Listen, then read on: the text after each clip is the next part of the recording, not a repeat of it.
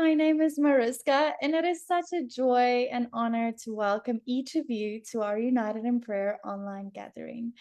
I am truly excited to welcome Rick Moser. He is personal mentor of mine for years in my previous life.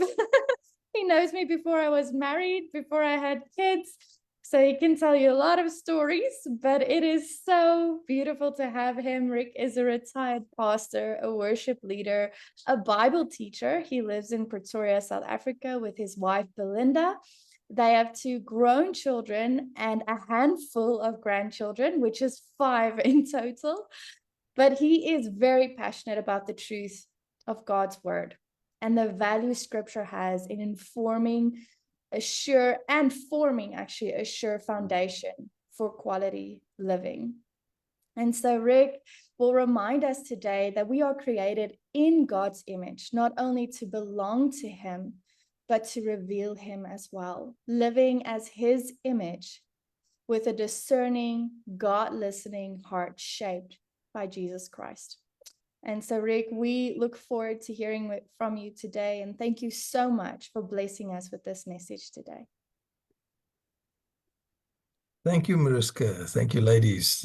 Thank you for setting this up, and I really appreciate being part of the process.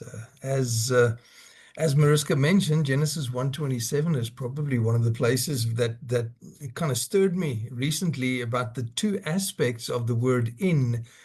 God created man in his image, and then in the image of God, he created him. Some of your translations would probably have reference to God being, or man being God's representative. And that's exactly where those two words in come in.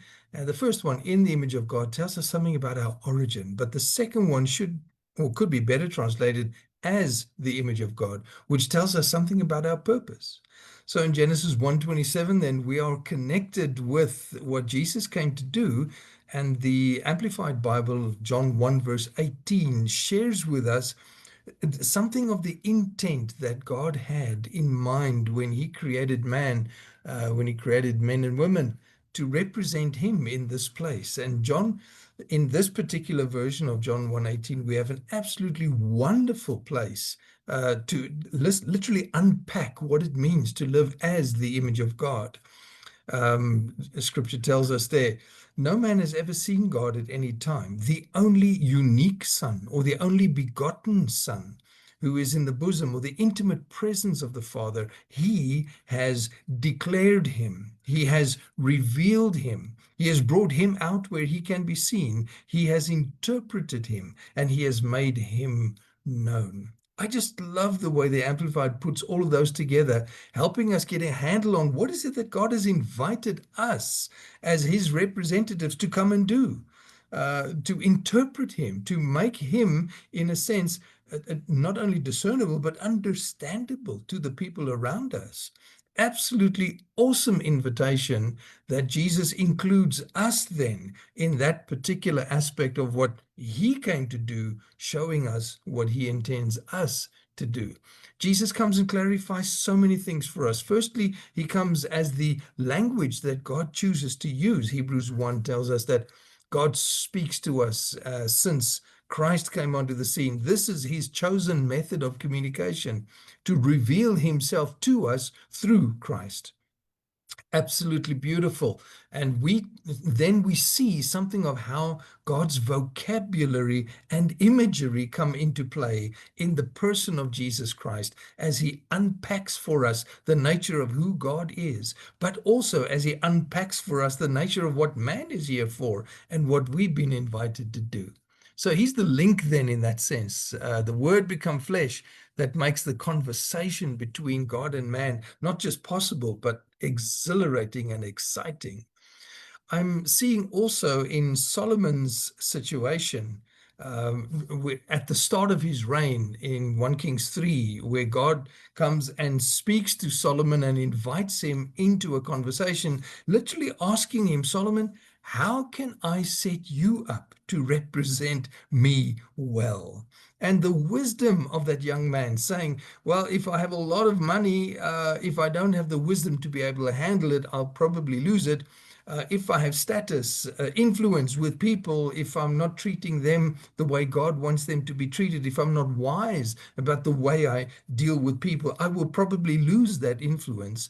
So he asks God, please give me the wisdom that is necessary to be able to represent you well in what I'm doing in this world as a leader of your people. And that's, I mean, there he echoes the desire of David, his father. And one of the Psalms that David probably influenced, even though he's not the author of it, Psalm 119, verse 130, the entrance of your word is what gives us light, brings light. It gives understanding to the simple. Now, Solomon was far from being simple, but it increased his understanding. And it's obviously the place that we go to if we need understanding. I think James helps us as well when he mentions that if anybody needs wisdom or desires wisdom, the place to go is to God, who never reprimands anyone for coming to him in search of wisdom. The two things that I'm noticing in the life of Jesus as he represents the Father to the world around him is that Jesus chose to position himself in such a way that he was accessing the places that God had already said he wants to speak to us in those environments. Let's take nature, for example. Oh, yes, and here Psalm 19 is my reference. The first 6 verses of Psalm 19 tell us that God is busy speaking to us through nature. And Paul picks up on that, of course, in Romans 1 as well. In nature, we find God's word or God's will being made known, God's character being revealed to us through what he has created. The second part of Psalm 19, verses 7 to 11, tell us that in the scriptures, we're discovering who God is and what he has in mind. And then in the last few verses 12 to 14, we find a reference to the working of the Spirit in the inner man. And those three environments are the environments that we do well to position ourselves to be open to the way God speaks to us. That last part of Psalm 19 reminds me of Paul's comment in Romans 6, I think it is, where he talks about being, that's right, we serve not under obedience to the old code of written regulations, but we're under the obedience to the promptings of the Spirit as he leads us in newness of life. Absolutely amazing how that God by his Spirit wants to lead us and empower us so that we can represent him well. So in conclusion then, let me draw your attention to a comment that Stephen Covey made, and in some of the translations of 1 Kings 3, we find this principle literally being mentioned by Solomon. Solomon asks, Lord, give me a God-listening heart. And that is translated in some versions of the Bible as a wise or a discerning heart. Stephen Covey mentions the way to grow in wisdom is to seek first to understand before seeking or expecting to be understood. And I think in our way of engaging God and desiring wisdom from him to be able to empower those around us, this is critical, that we develop or grow or condition ourselves to have a God-listening heart so that his wisdom becomes evident through the way we lead and share with people. It helps people then, obviously, once we discern what God's will is for our lives, and we demonstrate that by living according to the word and the will of God, other people get to see, like they saw in Jesus, oh, is this what God had in mind for our lives? And he's invited us into that incredibly privileged position to be able to share with him this responsibility and the ability to represent the Father well in our world.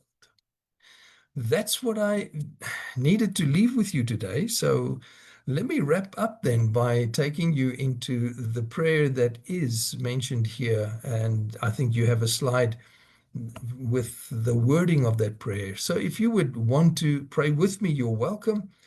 As I lead us through this prayer to land this part of the program.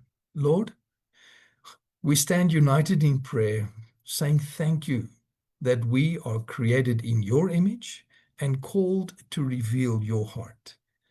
Teach us to listen deeply and attentively to your voice. Shape within us a discerning and God-listening heart, that we may lead, love, and live in a way that reflects you clearly.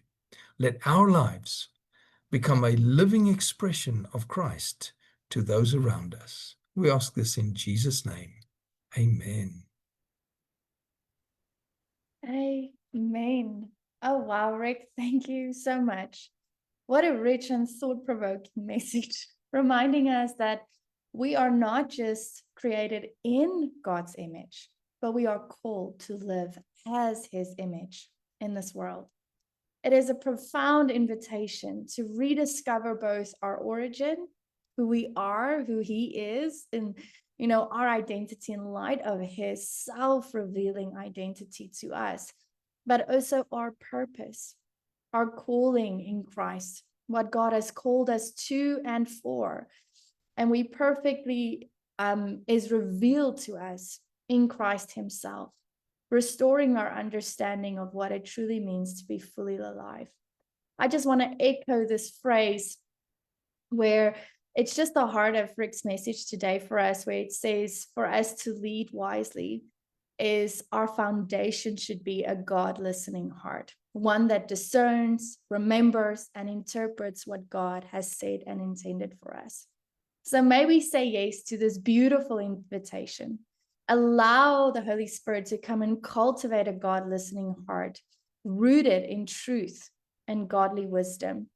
And so, as Rick has beautifully reminded us of our prayer prompt today, we want to take that into our breakout room time. And so we are going to go into our breakout room time now, where we will be praying this prayer prompt over one another. And so for our Facebook listeners and family, we thank you that you've joined us today. And we truly hope to see you on Friday for our sessions that are not live stream or recorded. So we hope to see you live on Zoom for our time of fellowship and prayer.